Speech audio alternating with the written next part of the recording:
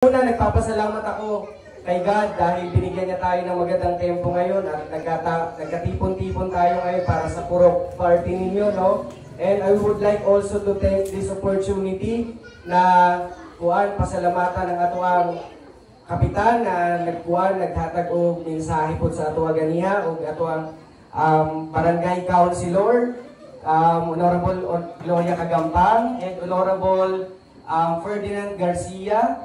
And of course, ang atuang SK Councilor, Honorable Junel Silaca, no, maraming salamat. And dili na nako tas-on, naakoy gamay na ipanghatag sa tanang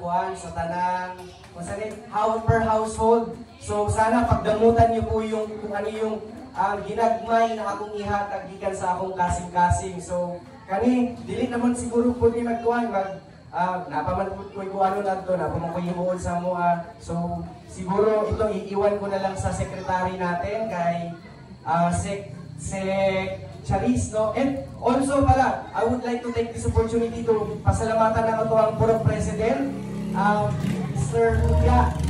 No, maraming salamat and sa atong Vice President, Secretary and Treasurer ug sa tanang membro dire sa Purok 3. So, yun na to, Merry Christmas, Happy New Year, and enjoy natin yung Purok Party nato dire. So, akong ihatag, kuwan niya, ginagmay na ni, kabo na ni siya, pero kuwan, baka next year, di natin alam sa Purok Party natin, di ba? So, pasaylo alam kung ito lang yung nakayanan ko in behalf of our Barangay Captain and Barangay Councilor. Maraming salamat and maayong gabi sa inyong tanan.